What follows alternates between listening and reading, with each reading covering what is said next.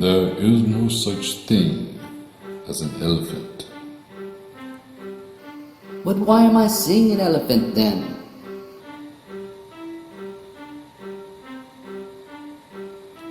You are not seeing an elephant.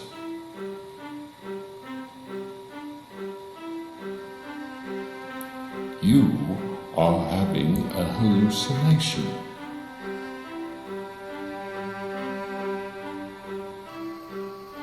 How do you know it's a hallucination?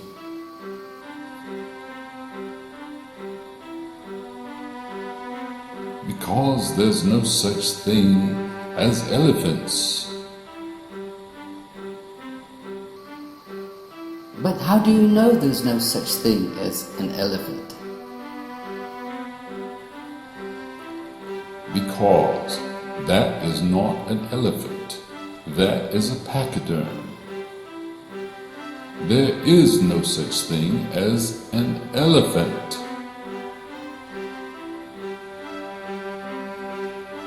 But I have a dictionary, and it says right here, this is an elephant.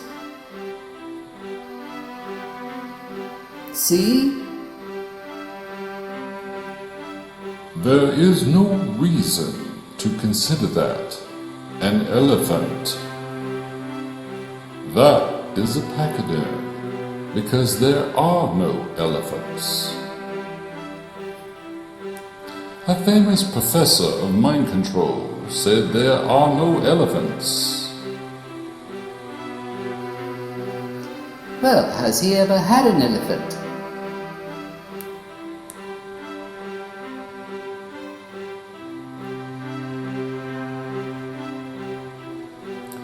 Of course not.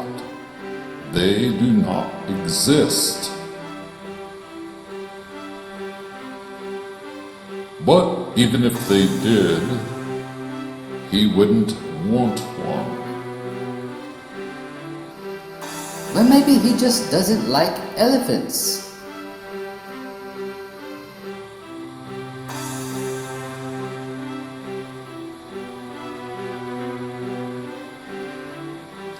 Oh, that is so typical of you elephant lovers.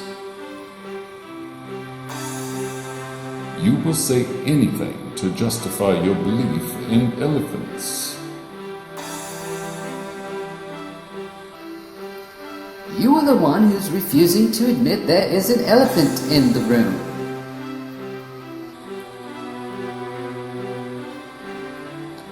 It's not an elephant. It's a pachyderm.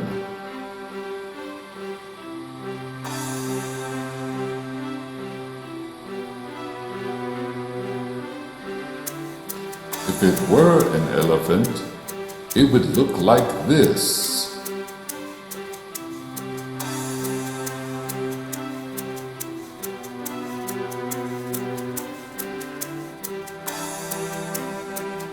There's obviously no such thing as an elephant.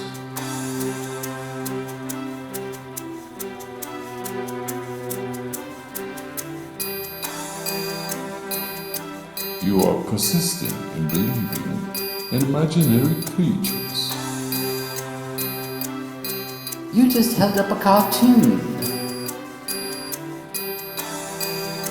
That's not what a real elephant looks like.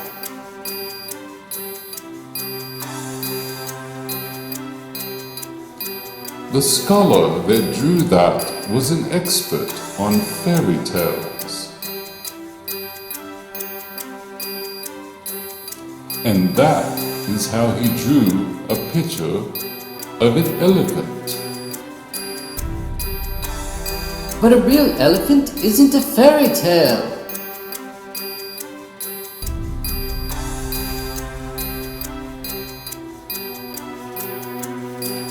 Well, it looks like a fairy tale to me.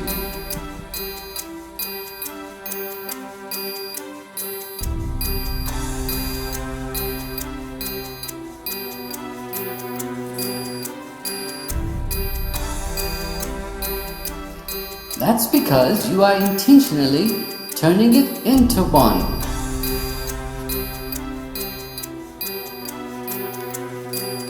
No, that is what elephants are. Fairy tales.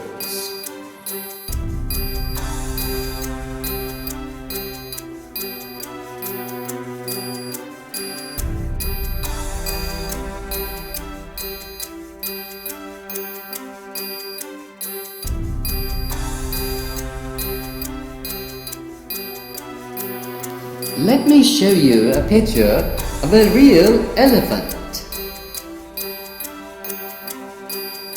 I have no interest in seeing a real elephant.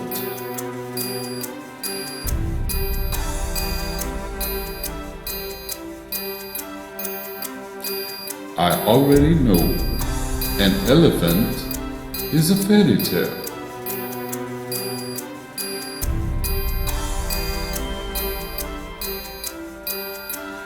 But if you want to show me a pachyderm, that's fine.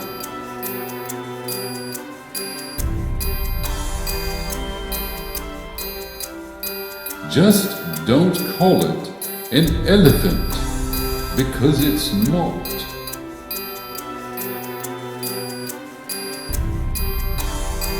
Okay, here's a picture of a pachyderm.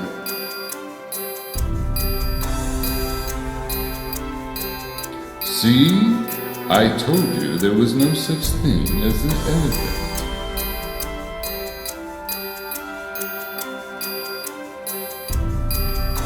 Wow, I guess you are right. It does look like a pachyderm after all.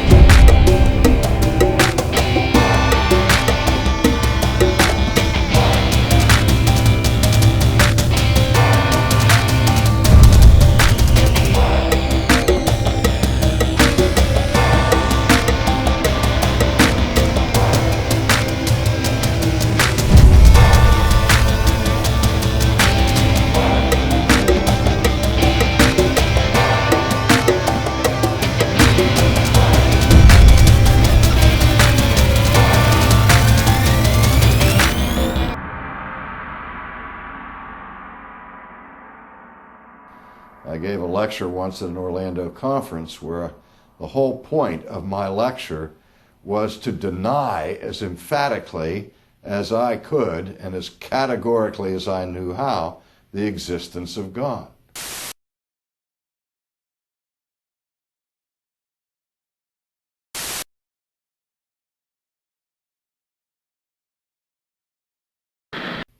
And when I began that lecture, I said, what my task is today is to convince you folks that God does not exist.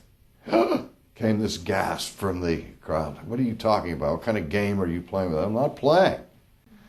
I said, the worst thing that could ever happen to us is to discover that God exists. The worst thing that could ever happen to us is to discover that God exists. The worst thing that could ever happen to us is to discover that God exists.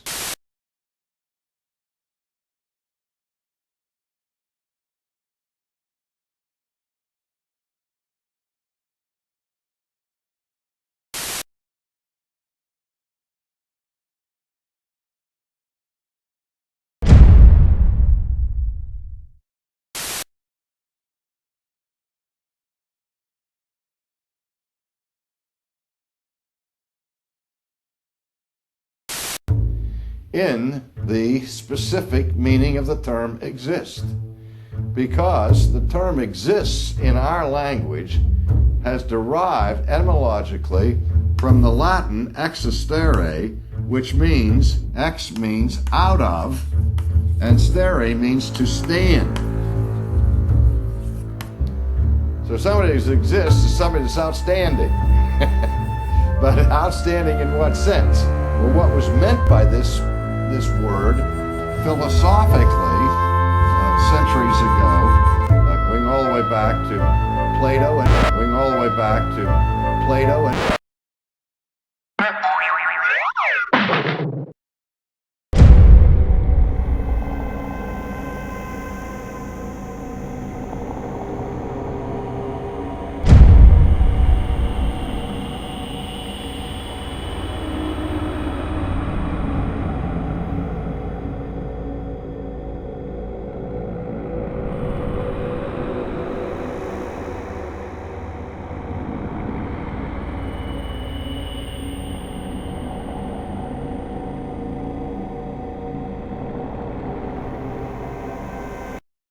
before Plato.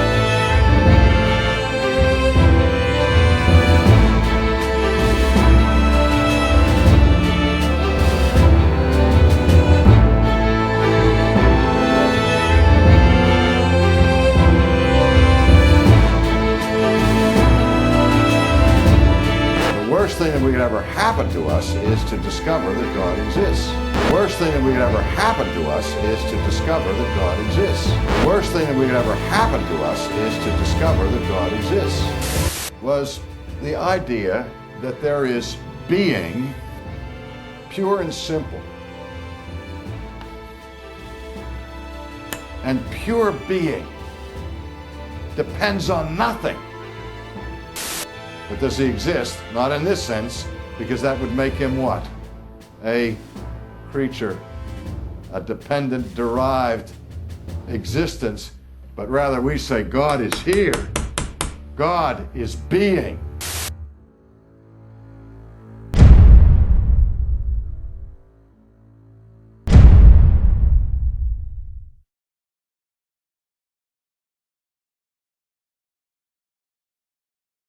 The worst thing that could ever happen to us is to discover that God exists.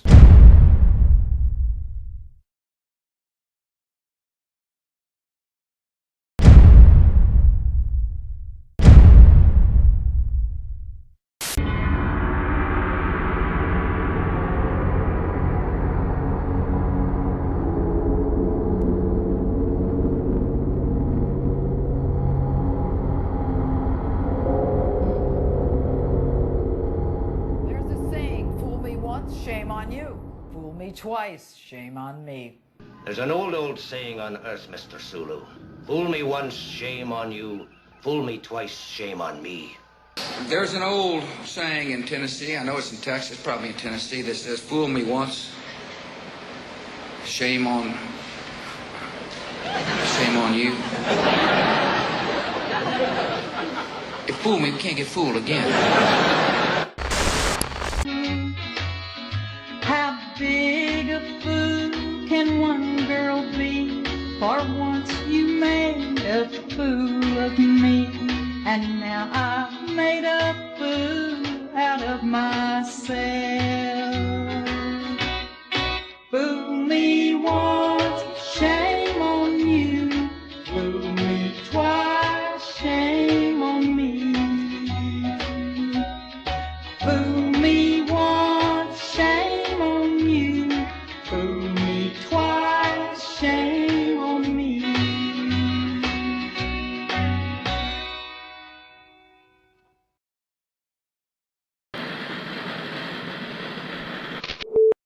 The truth about atheism is that it is a Jesuit propaganda form, and the basis of Roman Catholicism is today, and has been for a very, very long time, a hidden Luciferian atheism.